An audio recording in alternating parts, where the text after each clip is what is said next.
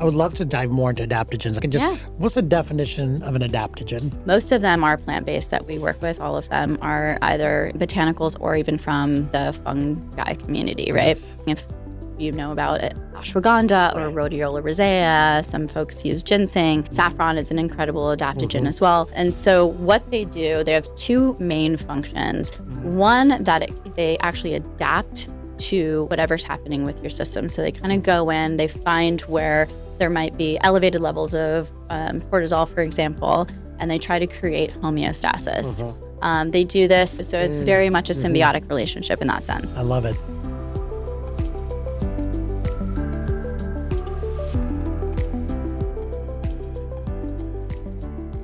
Thanks for coming, Jen, all the way from Austin. Really great to have you. To be here. Thank you for having me. I've known you for a while now, so this has been a long time coming. I know it. Congratulations on Extend. I've listened to every episode. It's enlightening. You have listened to every episode? I've listened to almost every episode at this point. That is so awesome for you. I love it. Rate and review. I really will. I was just telling you about Kayla Barnes' episode. I thought it was like next level. Everyone should hear about it. She's amazing. I was really happy to have her, and you as well now. So thank you for joining. I mean, you've done so much in your entrepreneurial and health and wellness journey. So I'm so excited to dive into all of it. Thank you. Yeah, it's layered. Yeah, it really is. Well, before we get started on some of the pointed questions I have for you, I'd love for you to just tell our audience a little bit about your expertise and your story and how you got to where you are right now in this chair with me. Yeah, I mean, so by trade, I'm an Ayurvedic health optimizer. I don't call myself a clinician. I don't have a practice. I got into Ayurvedic medicine specifically around the subject of trauma and addiction and how we tend to experience pleasure coming off of either childhood traumas or even adult life traumas, and how we can sort of reframe our experience of bliss as adults through lifestyle and sort of health optimization. So that was like my very sort of micro specialty and thing that I focused on during my time studying. I kicked that off in about 2015, so almost 10 years ago. Right. And so that was kind of my like ancient wisdom, entree to biohacking, if you will. And then outside of that was already sort of experimenting with nootropics and, enhancing cognition through supplementation and lifestyle exercise. So a lot of it has been sort of in practice, study, and of course, like writing and now experimenting with these drinks that we're creating. Right. But my story goes back long before that. I mean, I lost my grandmother to type 2 diabetes. Yep. She wasn't even 6 years old when we lost her. And it was an eye-opening experience for me. That's really when I started my personal health journey. Just because there's so much fodder around type 2 being associated with obesity. Right. And Annie was, 93 pounds wet when she passed. Mm-hmm. So it just told me, being skinny, being thin, especially as a woman, right? Because we're sort of told that is the picture of health and that is the ultimate goal and aspiration. But that showed me that being skinny really doesn't mean much if you're malnourished. Absolutely. Yeah. So that was eye-opening for me, and then began a journey of health optimization. My first sort of deep dive was into this book. Have you read this book, The pH Miracle? No, I haven't read it. So it's a couple of coaches. So one MD, sort of nutritionist, and his wife who trained Olympians utilizing things like rhodiola rosea and other ingredients that were really aiming to balance pH. And they were able to show through these series of protocols that performance could be enhanced and stamina can be enhanced. But when you really pull it back outside of just like the sort of pH regimen, it's really just about getting good sleep. Yeah. Right. Not drinking copious amounts of alcohol, and great physical exertion, really pushing the body to its limit. Yeah. No, you're absolutely right about that. There's so much unpacked there, but one thing I do want to say is your background in Ayurveda, because my father also was an Ayurvedic physician in India. And I think we're at this point in kind of the talk around medicine and health and all of this, where it's coming back into the mainstay of what people are thinking as a valid treatment modality. I think for many years, especially when I went to medical school, we were basically taught to poo-poo plants and other forms of herbs as medicines. And the reason for that was because there weren't massive randomized controlled trials on one single molecule like we do for pharmaceuticals, right? And so I think there's a massive reversal in the thought process going on right now where we are recognizing that plants and herbs and all the things we talk about in ancient Chinese medicine and also Ayurvedic medicine, these are organisms that we've lived with since the dawn of humanity, and they've interacted with our biology since then. And yes, I mean, for thousands of years, we've been using these as the only therapeutics out there, and they do have an effect. And what I always like to say about using plants in Ayurveda is that there are effects, and then there's side effects that are positive as well, not just negative side effects, right? With pharmaceuticals, we talk about negative side effects, but with Ayurveda, there's more positive side effects, and they have multiple actions in your biology as well. Absolutely. And it's so funny because Ayurveda so often gets discounted as a soft science. Right? Like something akin to yoga. And really, when you look back, there's 3,500 years of documentation going back, eons. That speak to, or millennia, that speak to surgery. I mean, they have an entire book of plastic surgery that they're performing and alchemy, right? Working with metals and seeing how that impacts the blood. I mean, it's fascinating to know that they were doing some of these biohacking techniques all those years ago. And unfortunately, a lot of that was lost during the colonialization of India, where, the Brits were kind of like, well, that's just, not sophisticated. They didn't take the time to realize, wow, there's a whole compendium of knowledge here that we could potentially integrate. So it took us getting all the way to, the 2000s for us to say, wait a second, this actually has some scientific basis. And the challenge with us, all of our products incorporate adaptogens. That's something that even in my practice, I would always bring into the mix because of its incredible ability to help regulate the nervous system, lower stress and cortisol. And so, it's interesting because if you look at all the scientific studies, and I've spoken to some people that have sort of done, controlled studies around adaptogens, and they're like, we just don't understand how they work. Because they're so good at adapting to the system, the internal, whether it's whatever's happening with the nervous system, chemical signals, the biome. They're unable to do a controlled study because they're so fluid and flexible in how they respond to us as individuals. And so that's what I love about them, though. I always refer to them as like little scuba divers, where like they're going in and they're looking for kind of like Niagen, right? It's looking for what needs healing and what needs balancing. And so that's why we work so heavily with the main known adaptogens out there. Yeah, and I would love to dive more into adaptogens. I think that's a really important topic that we haven't really covered a lot in this podcast. So you being the expert and, being able to understand or help us understand what adaptogens are. So can we take it a step back and just, what's the definition of an adaptogen? So an adaptogen is, and there's about 12 known adaptogens that have been sort of studied and used that we work with. So it's anything, if you know about it, ashwagandha or rhodiola rosea. Some folks use ginseng. Saffron is an incredible adaptogen as well. Most of them are plant-based that we work with. All of them are either botanicals or even from the fungi community, right? And so what they do, they have two main functions. One, that they actually adapt to whatever's happening with your system. So they kind of go in, they find where there might be elevated levels of cortisol, for example, and they try to create homeostasis. They do this. There's if you could explain, obviously, to your audience about hormesis, but the idea that, we're actually going in and being able to create a balance of the stress. So you actually, you experience perhaps chronic or acute stress, which can come from environmental factors, physical factors, psychological factors, and create balance through this means of communicating with this adaptogenic, healing property. In the case of rhodiola, it looks at how you react to stress. If you are, your heart rate's elevated or you're sort of breathing in a more shallow manner, less oxygen is able to be introduced to the brain, right? You're not breathing deeply, freely. And so what it'll do is it'll stimulate that. It'll allow for more oxygen to be absorbed in the brain and kind of create a sense of balance and a sense of calm over time. So that's one function, sort of that immediate benefit that you get. And then over time, it helps you through that hormetic process become more resilient to stress, Right. And helped you adapt to your environment. Right. So it's the adaptation of yourself, and then it's the plant adapting to you. So it's very much a symbiotic relationship in that sense. I love it. Yeah. So some of the adaptogens that are out there, like you mentioned, ashwagandha. So let's just use that as an example.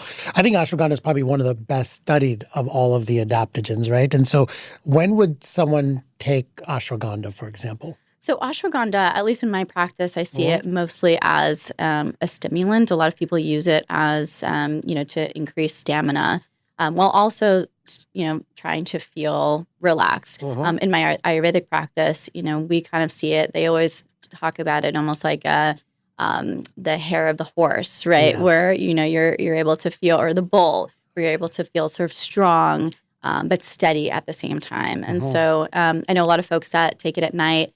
That actually keeps me up at night, but I love it in the morning. We like to pair it in some cases with like a reishi mushroom, which is another adaptogen. So having that sort of physical stamina, that mental stamina, but also feeling sort of calm and centered in terms of your nervous system and adrenals. And is this something someone would take like on a daily basis, or is this something you take when you need it, when you need some strength, some stamina, or how do you think about that? I take it every other day. I don't like ashwagandha, every single day. I think for me, it's really about the dosing, at the end of the day. All of our drinks and how we think about dosing is if you're, especially with adaptogens and some of the nootropics that we use, if you're consuming something in a recreational setting, we want you to have it at like 15 to 25% of your daily dose, because you're going to be enjoying it and sort of sessioning it or sipping it over time. And so I want you to be at 100% when you're done with 3 or 4 servings. Right. And so some people actually just take maybe 1 can or 2 cans, which is half your daily dose, and they'll do that, in the afternoon and every other day, perhaps. It does build up in the bloodstream. There are some, and this is the case with every supplement, but, some concerns about how is the health of your liver, right? We want to make sure that you're able to process these supplements, because they are ruddy and they create a sense of strength. I mean, you want to be able to move them through the system. Yeah. And then rhodiola was another one that you had mentioned, right?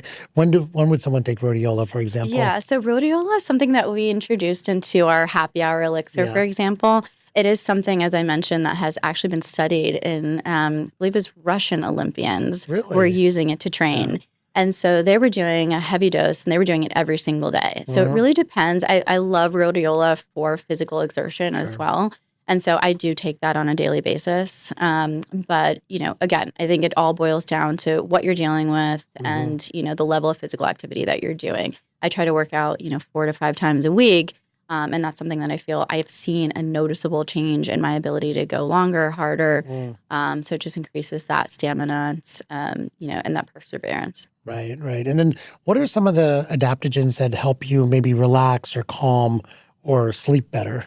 So I love reishi mushroom for that exact purpose. Saffron too is an interesting one. Again, from an Ayurvedic perspective, saffron has been used for millennia as a prevention for neurodegeneration. So you think about Alzheimer's, even Parkinson's. What it's doing is it's increasing neuroplasticity. It's amazing, and you could do it with just. They recommend, the Ayurvedic recommendation is literally just one piece, one tendril. So I find those two to be incredibly effective at just helping me feel centered and helping me relax. Yeah. In my Indian household, my mom would put saffron in the tea, and specifically the afternoon tea would have the saffron in it. And so that was in just one piece. And then you would, you'd feel all these benefits. And like I said, there's like no real side effect that's negative. It tastes great. It smells beautiful. Yes. And it does cause some biological effect. And I think that, my kind of point in kind of running through some of these is there's so many of these. You said there's 12 adaptogens that you guys look at. Yeah. What are some of the other ones that if you can give me a little bit of a list? So if you've worked with Panax ginseng is another one that's considered. Schisandra. So another interesting, Schisandra is a berry. It's actually a teeny tiny little berry. From an Ayurvedic perspective, it's known to contain all 6 tastes. It's incredible for fertility, but if you think about all 6 tastes combined, it's sort of like that centrifugal that pulls all of, if you're imbalanced in one direction or another, it's going to remind you of what it is to feel whole. Right. And so that's kind of the lore around Shisandra. Right. So Shisandra, rhodiola, reishi, ginseng, ashwagandha. The list goes on and on. Yeah. No, that's a great starting point for people to think about, because I don't think many people incorporate adaptogens into their lifestyle, and they're so powerful, and they have, like you said, hundreds of years of use and research behind them. And people should think more about adapting them or making them part of their lifestyle. And you mentioned something that I think a lot of people need to also understand is this concept of homeostasis, Yes. right? And I'll let you describe it, because I think you do an incredible job, and I'll maybe add a couple points to that. Thank you. Please. Yes. Yeah. After all, you are the MD in the room.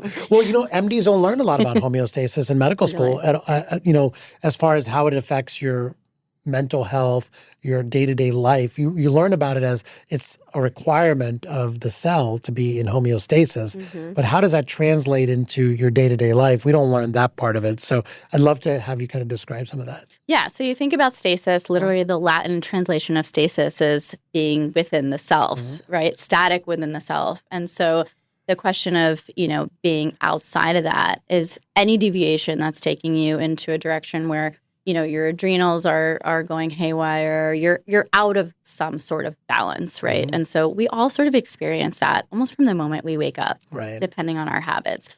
And so these vitiations that are created from chronic, exposure to the wrong light at the wrong time, right? Light frequencies we talk a lot about, blue light, red light, to just checking your email in the morning. So trying to get someone back to stasis where, you have a regulated heart rate, your blood pressure is right in the pocket of where you want it to be, right? That for us is an act of, we leverage a lot of adaptogens to get us there, to bring us into this centered state of balance, right? Where you really are able to have a fully regulated, and this is anecdotal, you can check in with yourself to see, is my nervous system regulated, right? Am I able to sit and sort of, even looking out at the horizon, am I able to get a sense of wholeness of the self? And that translates internally to a sense of, I'm back in balance. I'm not, dealing with any sort of vitiation that's moving me away from my center or feeling diseased in this moment, right? Even a headache is a signal that we're out of stasis. Right. So, I have made homeostasis more of a conversation I have with my patients now, because it's really getting into the mindset of checking in with yourself almost on I would say 3 or 4 times a day. You should be doing this, right? And so if you're not feeling that you're in homeostasis, you're definitely not biologically in homeostasis. Right. And so I think it's really important for people to make this part of their daily kind of mental routine. Do you do this on a regular basis during your day? Absolutely. Yeah. And that's one of the things that I love to remind folks. It's simple. It's literally, do you place a hand on your heart and you just check in with yourself, right? Close your eyes and visualize yourself in a space and ask yourself from head to toe, what's going on with me right now? It doesn't have to, it takes literally less than 30 seconds to do.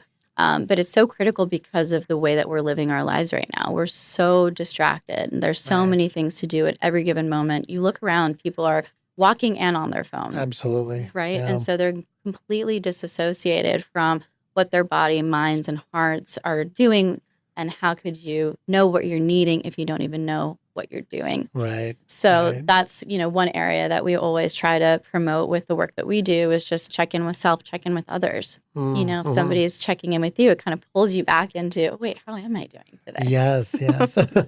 Absolutely. And so on that note, like, what are some of the things once you check in with yourself and you feel like things are off, besides, taking an adaptogen, what are some of the other things that people can do to kind of get themselves recentered? I think my go-to, besides drinking a cold Kin, for sure, is just a deep breath. Yeah. Breathwork is one of the quickest, fastest ways to change your stasis and elevate your mood.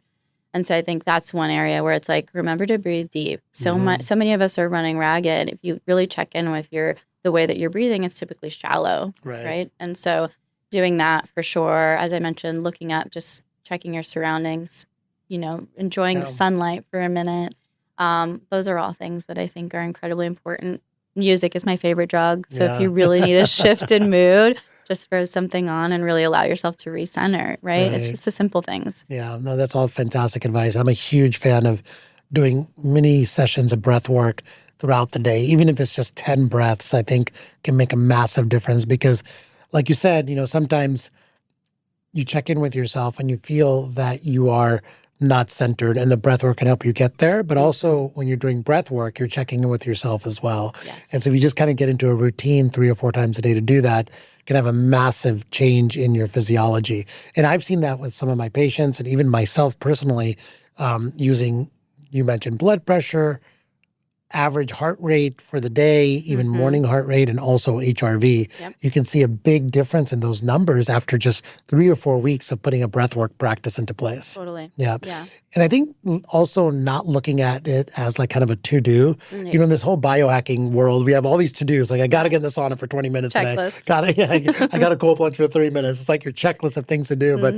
the breath work, even though it is something to do, it's more of a, like you said, a centering exercise where you're checking in with yourself, looking at it in that way and changing your mindset around it can be much more powerful. Yes, 100%. And I keep, mantras sort of everywhere too, just as a reminder.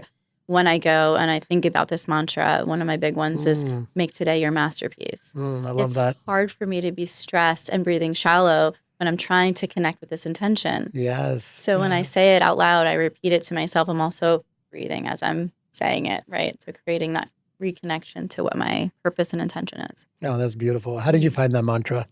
Oh my gosh. Actually, it's a sports. This is a story from sports. I can't remember the name of the coach. Maybe we can look it up. This is like, I was envisioning this as being like Joe Rogan, where I can be like, Meg. we need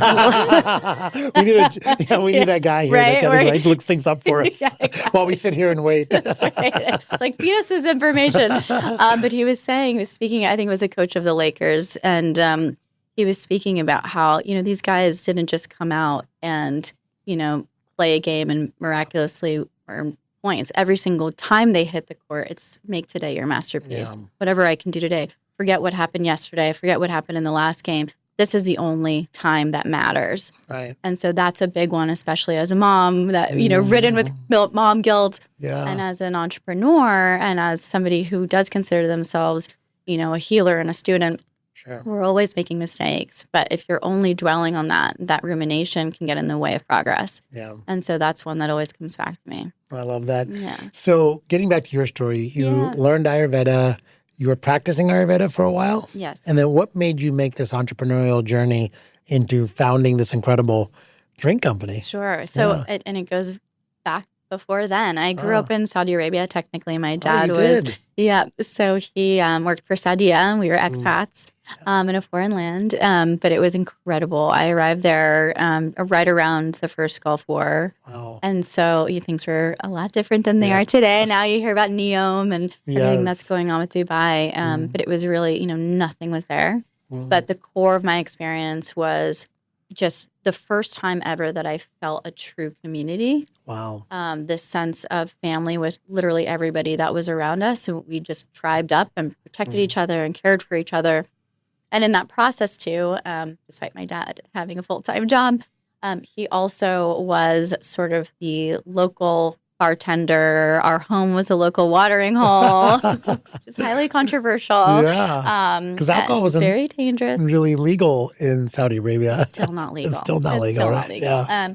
But there was sort of this common practice of people sort of making home brews. And that was sort of, as long as you were doing it respectfully and quietly on the compound, there wasn't really a lot. There was a lot of encouragement for us to try and carry out our Western lifestyles while we were, living in the country, while respecting. And I think every single person that I ever came across had a ton of reverence for the culture and the kingdom. I mean, we were there because of them. But there were some gray areas, and my dad just happened to be really good at what he did. I love it. And he made desert moonshines, which are known as siddiquis, and wine and beer. Wow. And so I came up in that, literally in a still, basically. Yeah. And my grandfather the same. So I'm technically a third generation distiller of spirits. That's amazing. Mine just happened to be alcohol free. Right. But so many influences from that point. I mean, My mom was a Montessori teacher. We picked up a lot of wisdom from even that experience of the other teachers and even the kids in the classrooms in Saudi. Yeah. From an Ayurvedic perspective, a lot of Indian remedies. I mean, I had pre-asthma as a 12-year-old, and my mom was like just suffering because I wouldn't sleep. I would cough all the time. And we had this Indian remedy, which I now know to be just like a heavily medicated, like Chyavanprash, if you know. And it's like a molasses, basically, just completely infused with the most medicinal, incredible herbs, where I learned all about bronchial dilators and at a really young age. I was obsessed because I was cured almost immediately. I mean, it took 3 days for me to never deal with asthma again. That's incredible. Which was wild. And so, again, it was just nourishing that lining. Something had happened that I had been compromised in that way. But my dad was asthmatic as a kid. And so we just thought genetics, right? And so then you realize, well, actually, if you work with the remedies and ingredients that work with you, that you can actually reverse some of these things. So I've kind of always been turned on by these, homeopathic remedies. I grew up in this, as I mentioned, this sort of like alcohol fueled, community-driven environment. And so I think there was just a lot karmically that drew me to doing this work, even though I didn't know it. It was sort of like pre-programmed in my subconscious that I would create this. And now looking back, my dad's actually always saying that I'm like reversing his karmic debt because he now knows the impact of alcohol. Right. And so it's funny to think about carrying on the family lineage in that way. This is my third venture, so I think I am just sort of a serial entrepreneur. And sort of a masochist at that. You have to be as a founder. It is, absolutely, as an entrepreneur. You take a lot of punishment. Yes, big time. Yes. But this is my third and my first in the realm of creating product. So first CPG business. But before this, I did have a business that was centered around bringing new wellness modalities and technologies, products, and content to the hospitality space, which is an area and a sort of an industry that was devoid of that for so many years, right? You think about travel and you don't think about like, how do I start a new wellness routine? No, but now it's all about wellness. Now it's all about wellness, right? We have a lot of hotel chains reaching out to us to bring wellness to their hotel chains. I love it. Yeah, I love that. It. Yeah, it was part of a pioneering sort of frontier of that movement. And I remember walking into the Westin or having conversation with these sort of privately held REITs where I'd say, hey, listen, if you're going to be rolling out these boutique properties, take advantage, allow the property itself to be a social haven for people. Right. And in that, have it be well-rounded, have it introduced, because the psychological implications of travel and the behavioral and economics behind when you're in a new space, you're probably more apt to try new things, right? Your brain is not sort of looking for that pattern recognition. It's actually seeking out new adventures. And so why not make wellness an adventure? Why not make it a ritual? Why not make it an amenity that is aspirational, luxurious? And I think a lot of that philosophy is definitely seen now in the work that I do with Kin. Yeah, no, that's amazing. So in the hotel space, when you're advising these hotels, one of the things that you mentioned is the bar, right? Yeah. Your dad had a bar, hotels have a bar. That's right. And I think part of that is, people feel lonely when they're traveling, usually alone for business, and they go to the bar to seek out some type of social connection, right? Unfortunately, there's alcohol tied with that. Yes. But, this whole concept of loneliness, I think, is something I want to touch on with you because part of longevity, which is what I talk about and every day on this podcast, is, we talk about a lot of things like adaptogens, and we talk about of course, stress management, homeostasis. Then we talk about things like sauna and cryo, all these things that you can take to live longer. But the one piece that we don't have a lot of conversation about is how social connection is actually a massive driver of longevity. It might even be one of the biggest drivers of longevity, right? And so, however, we are living in one of the loneliest societies ever in human history right now. So I'd love to get your perspective on that. Like, why are we so lonely? Yeah. Oh my gosh. It is a loaded question, but social media is a big, big factor in this, right? Because we trick ourselves into believing that we are connected to others. We share an idea. I mean, the division and also the bandwagoning that you see even surrounding politics on social media, right? Where you think, oh my gosh, I'm banding together with this group. and I'm going to, speak my voice and my truth. And we think we're doing something great for ourselves. And we are. Self-expression is incredibly important as well to a sense of fulfillment in life and a sense of purpose and happiness. However, where is that tribe when we need them? Yeah. Where is this social media, faceless Instagram handle person who agreed with me last week when I have a flat tire? Yeah. Or exactly. I'm ill, It's right? not a real person. It's not a real person. So, and our brains, Right. we're wired to seek out that true connection and that Yes. sense of safety. Mm-hmm. And so I think just as one of many, many, many modern factors that are driving this sort of loneliness epidemic that we're experiencing, it's a pretty nefarious one, and it's one that is absolutely consuming our younger generations. Right. I was born in '84. I didn't wake up with a phone in my hands Absolutely. like a lot of these kids today. So it's a challenge that only we can fix as the grown-ups in the room, and I think we need to make it a really urgent thing. Absolutely. You look at there's a Harvard study, one of the longest ever longitudinal studies out there on aging, right, and health, and they say genes are nice, right? GENES, Right. but joy is better. Yeah. And when they go back to what is the driver of true joy and living a long, healthy, happy life, and it's social connection and relationship. Yeah, they studied, I think people now, it's been like 80 years have been studying the same group of people, right? And social connection was a primary driver of longevity. Absolutely. Right. They were even saying you can experience hardship, you can experience childhood trauma, you can experience disease, but so long as you are building healthy, satisfying relationship in your 30s and 40s, that is sort of the big biomarker. That is sort of the leading indicator as to whether or not you're going to be able to arrive at that octogenarian moment in your life. And so that's, and happily so, and so I think that's the big thing is we all want to live longer lives. We all want to add 1 year of life to our lives with every passing day, but it's to what end? Right. Exactly. Do we want to be joyful in that? Then we need to start nurturing relationship. Yeah, absolutely. One of the things that a lot of people talk about now is health span versus lifespan, right? And I think who wants to add years to their life if the last 20 years is spent being lonely, alone, without great connections?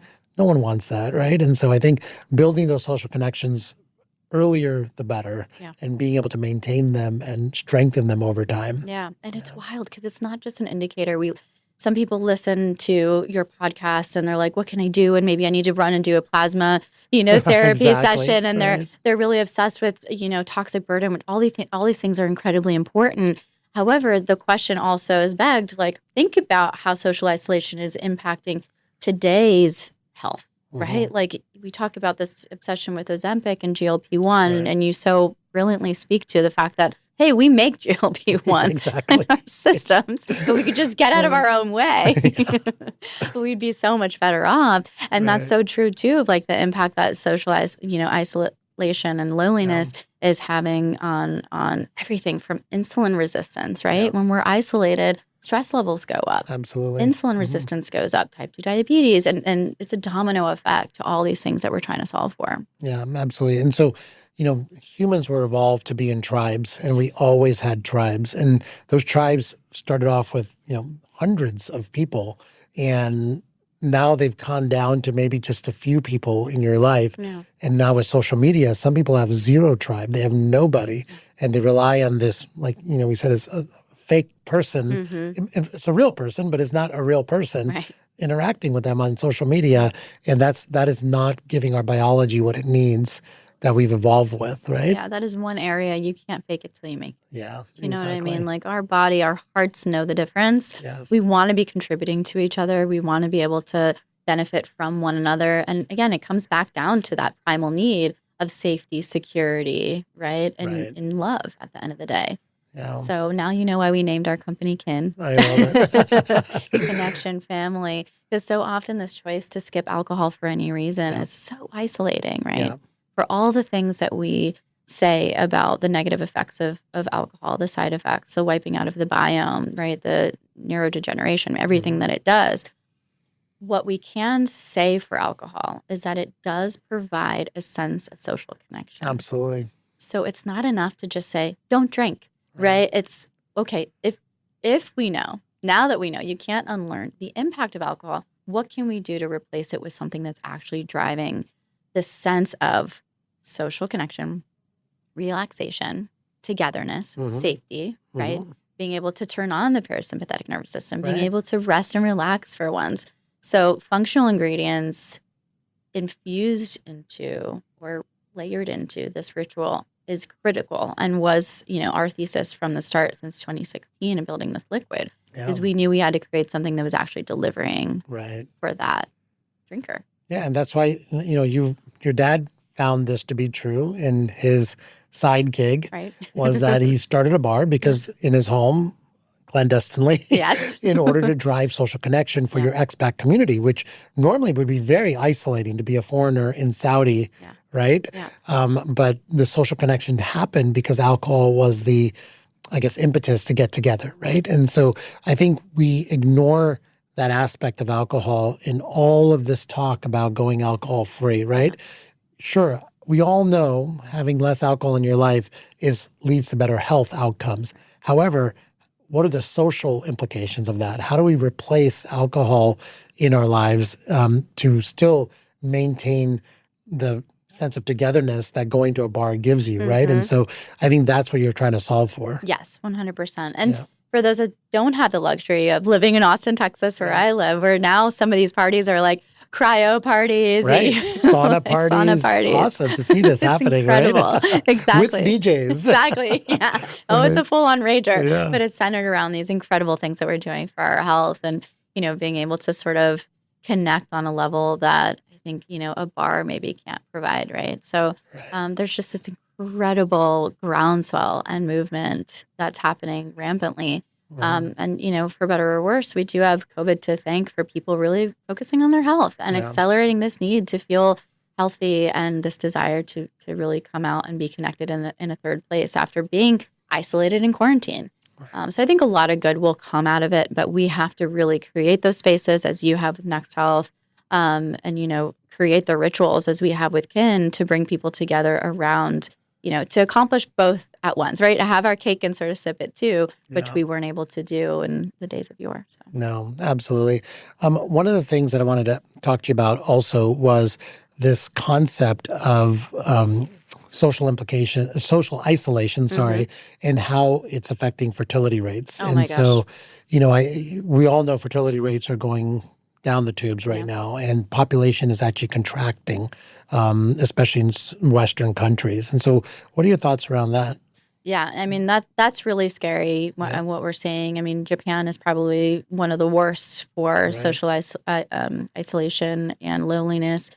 Fertility rates are the lowest in that country for a reason. And so there's a really interesting, is that right? Do you know on fertility side? Yeah. I think you're right. Japan has one of the lowest fertility rates in the world right now. And the highest suicide rates. And very high suicide rates. And so they're all interrelated, right? Like we need to be able to feel safe and secure in our environments. And the best way to do that is by having a group of people that we love and trust. Yeah.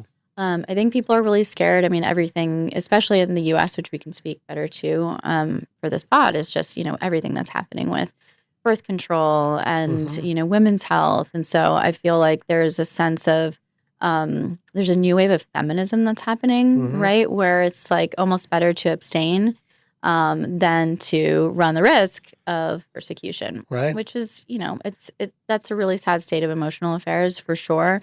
And then you see Gen Z. Generation Z is known as the sober generation. It's also known as one of the most sexless generations we've ever seen. Right. I think we can attribute that to the proliferation of sort of these more secular ideas, social media obviously perpetuating this. Although God is having a moment.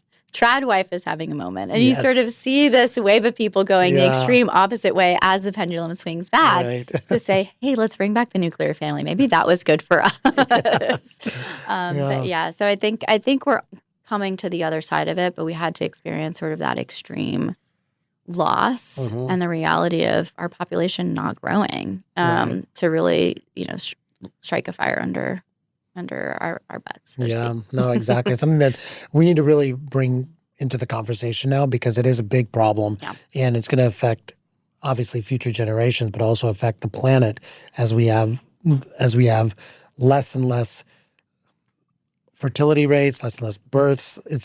We're just not going to be able to survive as a human species, right? Yeah, And we so, won't. yeah, And for it to be politicized, I think is one of the the other problem, saddest right? things, Exactly. right? Like we need to get out of our own way and think about ourselves as a unified species Yeah, versus saying, oh, if you're trad wife, hashtag, right? Like you're, Republican or whatever it is. It's like, come on. I know. It's okay to want a family. That doesn't have to put you in a specific camp. So it's challenging because I think I see it even with my own brother. He's technically Gen Z, he's 26 years old. And, I think for him, it is a question of like, what camp do I belong to? This desire to identify behind a core set of values or even just emulating lifestyle Right. is a really slippery slope when you're not coming at it within the constructs of a core value system. Right. Where, 20, 30 years ago, institutional religion provided that for us. Most of us don't have that anymore. Yeah. So, Yeah. It's interesting. Religion also provided a place of community for people. And I think the statistic now is that I think 50% of people don't identify with any particular religion. I think that's what I heard last. And I think as religion kind of forced some communal activities and some socialization, and people don't even have that anymore. Right. Yeah. No. It's really scary. And we thought, okay, well, co-working spaces can do double duty in this. And it's like, you kind of find that you want to do your work in the place where you're working with people that are building something together, right? Like you have your tribe where you're like creating something and you're seeing progress and you're contributing. And then you want your place where you can sort of let your hair down and share your sort of deepest, darkest. And never the two shall meet, So we're finding that COVID, where you work and play and experience all of life in one place, there's a limit to that. And so I'm excited for more third places to come about, whether it's the sauna, hangs, or church. I think at the end of the day, people need those places to kind of come and find community outside of their biological family and really have that chosen family come together on a regular basis is the key, right? You saying that about co-working facilities, like during COVID, everyone got used to being on Zoom all the time and working from home. And I find Zoom to be incredibly socially isolating. Oh my gosh, yes. Yeah. Well, and the nuance, right? Somebody was just telling me a story the other day about how their boss is so inspiring because even though they're, the CEO and they've been running this company for 20 years, like if a glass breaks or if something spills, they're the first ones to pick it up. Those are the little social cues and nuances and leading from the top that you don't get from Zoom. Yeah. Right? All you get is the one-dimensional quick hit. This is what we're talking about. Bum, bum, bum. It's very transactional. Exactly. And as we all know, transactional interactions don't lead to satisfying relationship.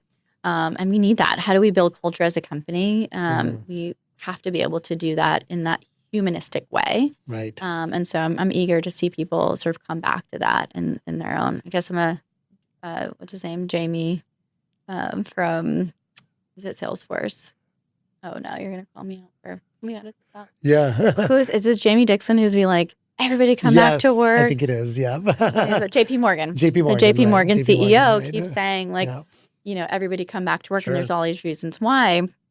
But he's right. I'm in that camp. I do feel like that socialization, especially, speaking from my own experience, we sell drinks that are meant to bring people together. Right. If we can't do that as a team, how can we go and espouse those values? And how can we, create from that place? It's very difficult. Yeah, it's absolutely true. I think, I think there's a balance, right? I think people find it, especially mothers at home, it's so much easier to work from home because then you can make your own schedule. So, but there has to be a balance between, I think motherhood also is very socially isolating sometimes. Absolutely. Can it be? Yes, absolutely. And, we don't have enough places to sort of share these things of like mom guilt. And I did these confessionals, right? Where we can or even just ask these hard questions of like, I'm experiencing this. What do you recommend or what have you seen? I'm lucky enough. I have a group of women. We were all pregnant at the same time. It's 11 women in Austin. Oh, that's great. That have now 2-year-olds Right. that are within 2 weeks apart, which was wild. And we all had each other. And I don't know what I would have done without that. I mean, it's incredibly beneficial just for my mental health. And also just very validating. Motherhood, especially in this day and age, is incredibly challenging as an entrepreneur on the go. There are multiple factors that, sort of make me feel like, oh my gosh, I'm not doing the right things. And so Right. having someone be like, all good, Yeah. I've got you. And by the way, I saw your kids on the street playing and they're great. Yeah. Having that sense of community that it's like, I've got Yes. multiple moms watching out for my littles. That means That's a lot. awesome. Yeah. Those shared experiences are priceless They too. really are. That's awesome. Yeah. Your company does a lot of research around the adaptogens, but also sounds like around social behaviors, right? What are some of the surprising things that you've been finding lately around social behaviors and what trends you're seeing? Yeah, I mean, it's really interesting. Of course, like when we first started the company, there wasn't a lot of conversation around, right? Like even sober curiosity is a phrase or a term that was coined alongside, the origin story of Kin in 2016, 2017 by a woman named Ruby Warrington, a friend of mine from New York. And this idea that, wait a second, I just want to reevaluate my relationship to alcohol. This is just something I'm exploring for me. I don't intend it to offend anybody. But what people trying this lifestyle on for size and us introducing these drinks to the world realized very quickly is that, wow, it is a big emotional trigger for people. Right. And so, especially at the onset, it was very much like, you sit on this side and I sit on this side of the fence and, we can never hang out. Whereas now it's seen more as not this sort of indication that you have a problem and, oh gosh, that problem can be contagious. Right? Just like with addiction. A lot of people in recovery find this, that people feel like they're walking on eggshells around them and, oh my gosh, can I hold a drink around them? They might be so fragile that they would just combust, Exactly. spontaneously. And you're responsible for them going back into That's right, exactly. their behaviors. All of these social pressures and the stigma has sort of waned significantly and sort of gone by the wayside, which we love to see. That's great, yeah. And now, given, all of the work that you're doing and the movement towards longevity and really optimization of health, has made it sort of an aspirational thing to do. And so people are saying, well, I'm doing it for my health and I'm just doing it for 30 days. Or I just do it, everyone has their sort of hack around it. I only have one glass of wine, on a Thursday and I don't try to overdo it, whatever it is. So I think people are relating based on these shifting rituals and aspirations, and that's bringing people closer together. You're also seeing an interesting social trend around social bars, which is really fun. Just people being like, what would it look like if I was somewhere in a recreational setting for 4 hours, hanging out with people, and no one around me is wasted? Yeah. That is a big deal to a lot of people. When we first started, again, we'd have all these parties to show they could be just as sexy, they could be just as fun. And guess what? You're going to remember everything. Yes. You're not going to regret anything the next day. That's hopefully. Right. Yes, 100%. So I think those social cues and social behaviors are really exciting because they're allowing people to see the true benefit of choosing this lifestyle on for size. But, it's funny. Over time, you see some people, especially on social media, where they're also trying to, evangelize and they're trying to bring people into the fold. And that can be good in some communities. You have your influencers within a tribe that are helping people sort of see the light. And then you have some people that are completely, as I mentioned, still so opposed to it and going the opposite direction. One of the sad sort of stats coming out of COVID was that it was the first time that we saw women truly engaging in binge drinking. Yeah. And not only that, but engaging in greater, faster speeds and in greater amounts than even men, right? And so that was a shift that was unexpected. And so now that we have all of the data and research to suggest that, women in particular should be the ones to sort of moderate as much as they can, that, men can sort of tolerate a little more alcohol than women. I think it's even more responsibility on someone like me who's trying to make this really aspirational and accessible for women, that they see the benefit of choosing, this lifestyle and making it social and making it something fun to do with friends. Right. So coming out of COVID, like you mentioned, there's a much higher rate of alcoholism, much more binge drinking, especially among women. Are we seeing a reversal of that now? A little bit. So we're seeing a decline actually in spirit sales. We're seeing a decline in wine sales, which is exciting. And of course, women are actually one of the first folks or the fastest growing segment demographically of cognitive enhancing supplements. So they're really interested in nurturing their minds. And, because nootropics historically weren't marketed to women. They're sort of coming to the fore. And so it's exciting to see in the last 5 years, just women being sort of the leading consumer of these ingredients and really shopping for this, of course, for their homes. So I think as we, as women, start to think about, all right, urolithin A, how am I balancing my hormones? How am I supporting my hormone health? For whatever reason, some of them are, vanity driven, and I'm cool with that, whatever your gateway drug is. But I think they're realizing, wow, alcohol sort of doesn't fit that equation. It's actually a waste, right? And so the more we tell the story too about, hey, you're talking a great deal about gut health in your life, and what probiotic am I taking? What prebiotic soda? This and that. Remember, alcohol wipes that out. So do we always want to be on this yo-yo? Do we always want to be at net neutral or worse? Or do we want to start building, a relationship with wellness that's actually adding years to our life, happy and healthy years? And so I think women are turning on to this more and more. We're certainly seeing it at Kin. Women drive sales for us at 60%. Oh, wow. So it's a pretty even split. Surprisingly, most people think 90% of our constituents or consumers are women, but it's actually 60-40. Oh, that's great. So yeah, I look at your beverages as number one, they're great biohacking beverages. So if you're going to drink, rather than drinking soda, you should drink a Kin because there's adaptogens in it, right?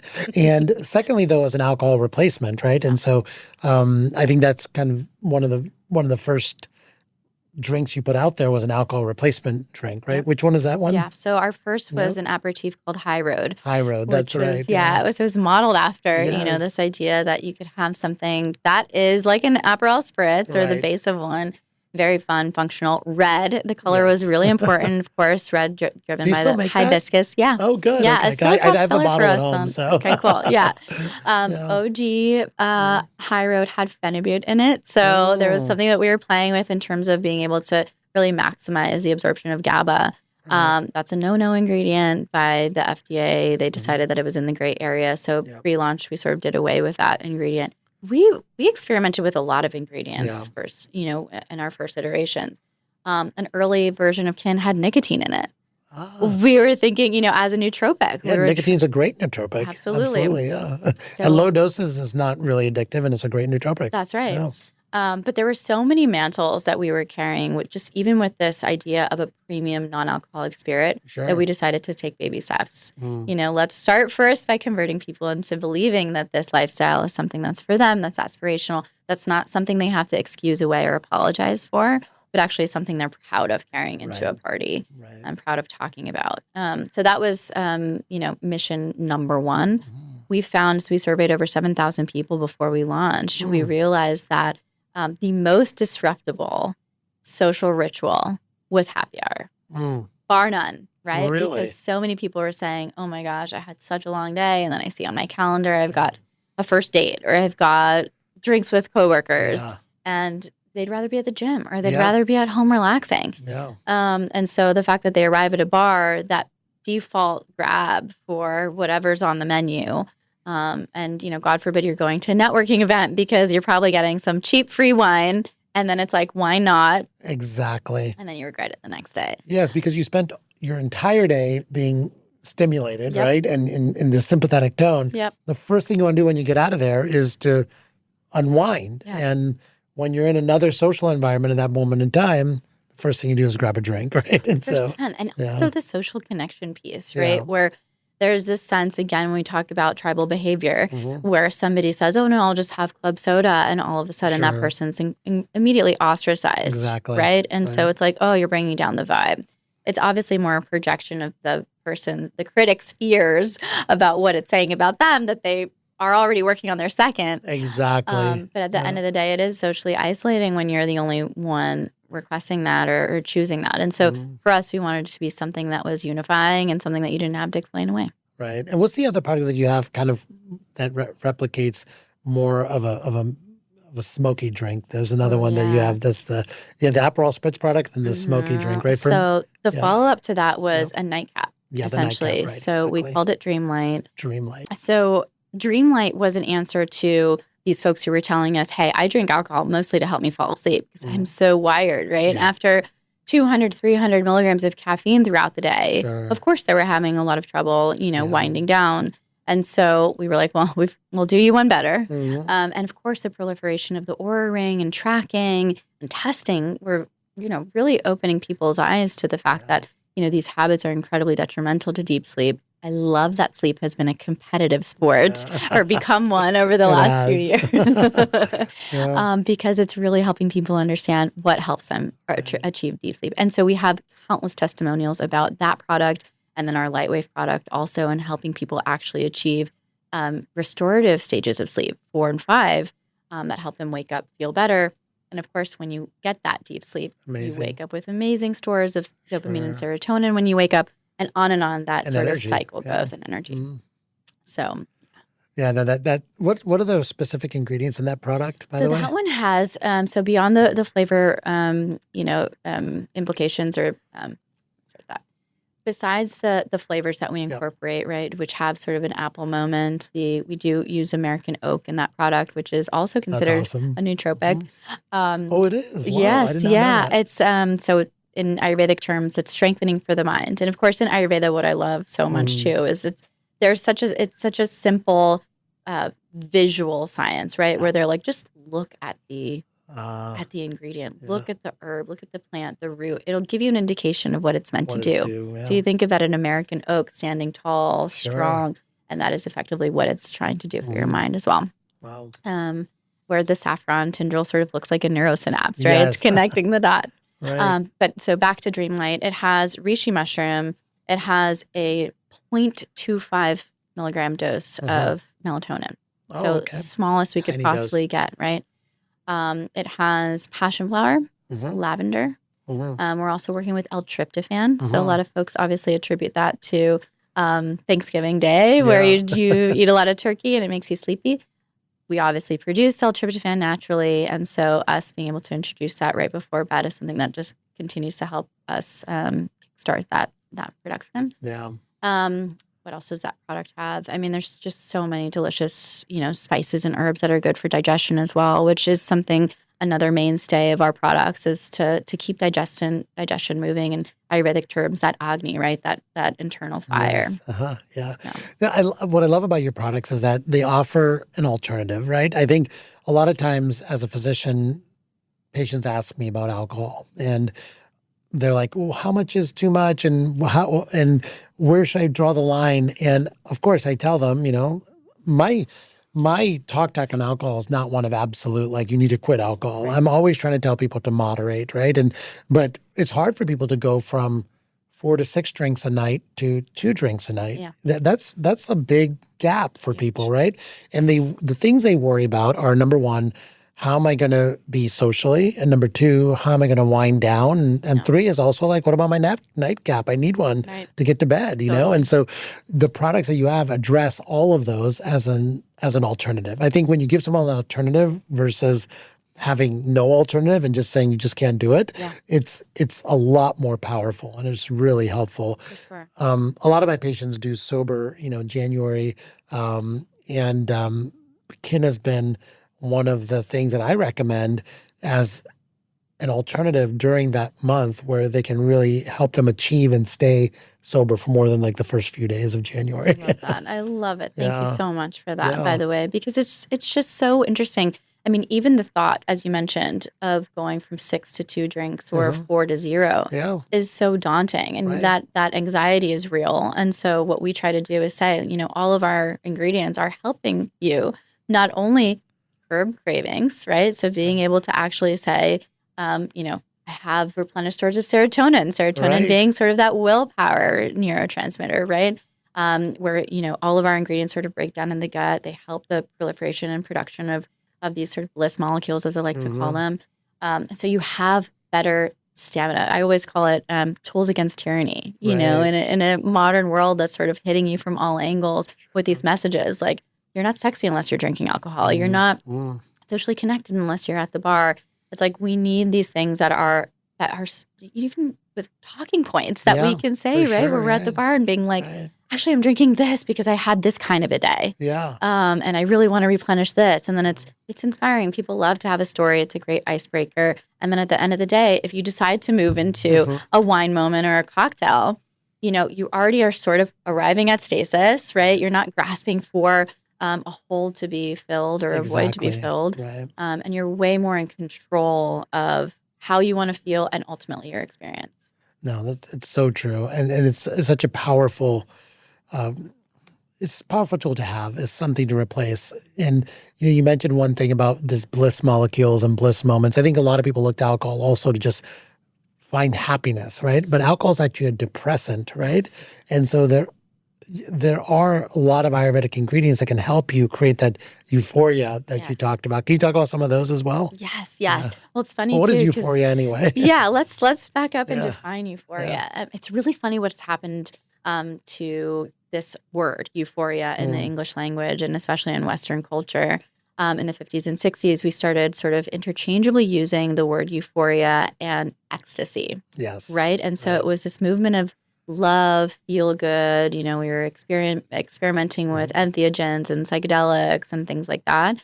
And so they started to become sort of used synonymously. And when that happens, especially when, surprise, surprise, these words technically sit on opposite ends of the spectrum, of the pleasure spectrum, as I like to call it, then we sort of lose our identity, or we lose, sadly, as a linguist, I always say, if we don't have the language to describe something, how can we experience it?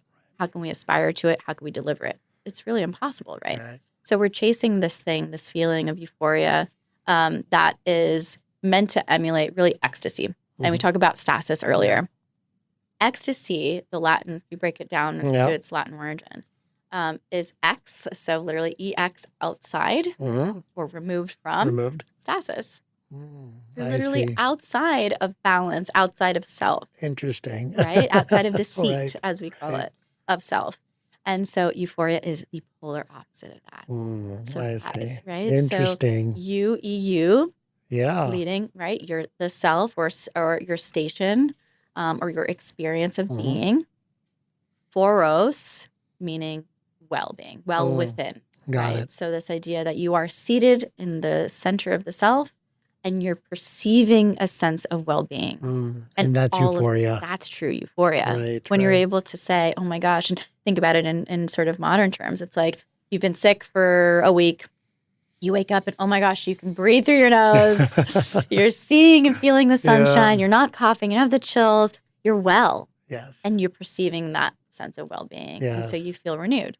I also feel that way coming out of your hyperbaric chamber, right? So this idea that I'm arriving at this like optimal sense of self, and we're wired to feel these things, right? Absolutely. Like mentally, our brains are wired to crave and seek and make those bliss connections, and experience bliss. And so I think for us, it's about redefining bliss, redefining fun, redefining euphoria into what we are promoting, which is to live a better life in the pursuit of not just health as absence of disease, but health as an abundance of good things in our life. Great social relationship, good nutrition, exercise. Yeah, I love that. And so, I think one of the things that what I love about your company is that it's a way for me to expose people to the science of Ayurveda in a way that they can make it useful for their life, whether you're trying to get away from alcohol, whether you're trying to just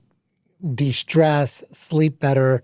Here are some products that actually take the knowledge of Ayurveda, put them into a defined product that tastes great, and you can just have around the house and use whenever you need it, and make that part of your routine instead of alcohol, right? And I think it fits in perfectly. And if it's a niche that not a lot of products really do, So I remember sitting and learning all of the, incredible wisdom. I mean, again, as I mentioned, 3,000 some odd years of that we know of texts that cover so much of the art and science of life.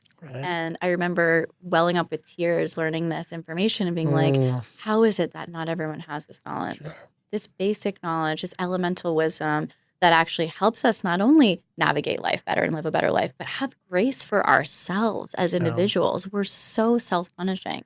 We're so critical of the self. We're so, the ruminations. Think about the ruminations that you go through on a daily basis. A lot of us, go back to times of shame and reliving these moments and, or guilt. And that is limiting us from living our best life. So for us, it's about the supplementation, but it's also about that beautiful ritual of like coming back to self and giving yourself this little gift of, it's almost like a pep talk in a It can. is. But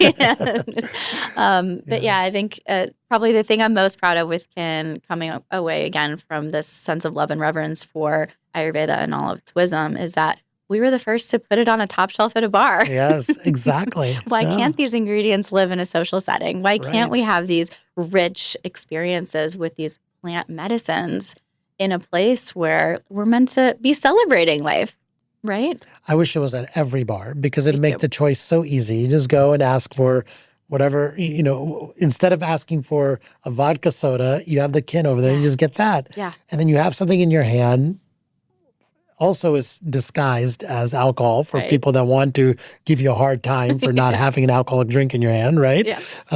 It just makes everything, you still feel great drinking it. Yeah. So yeah, I love it. And look, you're not paying me to be here on this podcast, but I am a big believer in your company and kind of the mission that you have formed around what you're doing and why you're doing it. So thank you for putting this out there. Yeah, please. Thank you. And we see it as it's a kindness to the self and it's a kindness to others. So many bartenders that I talk to, I mean, they're the first to say, I've heard it from multiple bartenders.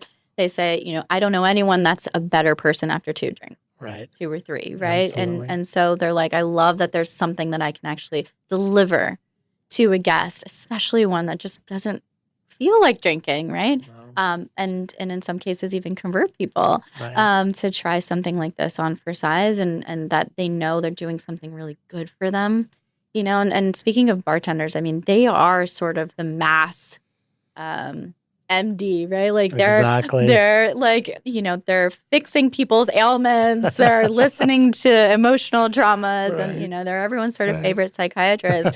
And yet, they feel that they don't have all the tools. Alcohol is sort of a one-trick pony in that department, right? Yeah. So I have these like rich philosophical discussions with all these mixologists around town where they're like, my God, people come up to the bar and the sort of like the typical adage or conversation starts with, how do you want to feel? What are you in the mood for? Yeah. And what you're in the mood for is really just like tequila flavored, wine flavored, or whiskey flavored drunk. Yeah. Because, they're all going to land you in the same place with right. this like, ethanol fueled, whatever's going to happen. As I always call it, feelings roulette. Right. Some It people is get feelings emotional, roulette. right? Like Exactly. you're going to be tired. You're going to be wasted. You're going to be crying. Yeah. You're going to be aggressive. Aggressive. I mean, Exactly, so many things, right? And we're all impacted by alcohol so differently.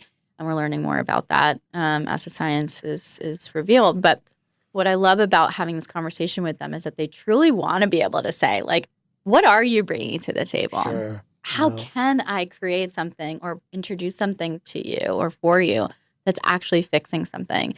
So as one of our experiential expressions and sort of the contextualization of what we do, early days was an experience we called omakase. Mm. And if you know what omakase right? is and the meaning of omakase literally translates to you're in good hands. Oh, oh.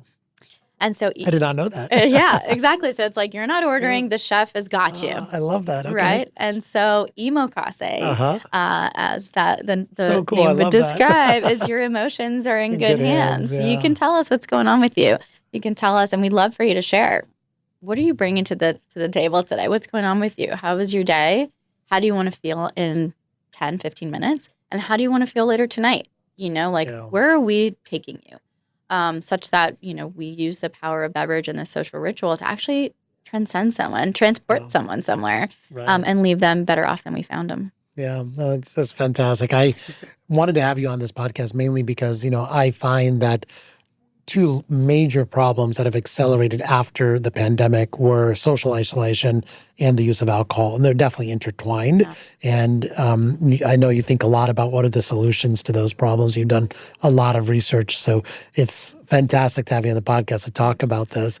I'd love to also ask you, you're definitely extremely health and wellness focused person and a biohacker as well. What are some of the other things that you do in your personal routines to accelerate your wellness? Yeah. Well, as I mentioned, I'm a mom of toddlers. Yes. So hard for me to get out as often as I'd like to do some of these incredible treatments. Hyperbaric is one of my favorite things Really? to do on a Great. regular basis, just, because for me, given the amount of travel also that I do, the lack of sleep that, having toddlers provides. For me, I need that sort of quick hit of, being able to feel renewed and restored. Sauna is a big one. So at a minimum 3 to 4 days a week. And then my morning routine is absolutely critical. I mean, for me too, yeah. Absolutely. Like being able to wake up, pitch black room, just feel and get a sense for, again, head to toe, how my body and spirit are doing, what I need, having a warm glass of water, just to, start to flush and start to come back to life in that sense. Journaling is a huge one for me. I don't know if we consider that a biohack, but I journal every morning. There you go.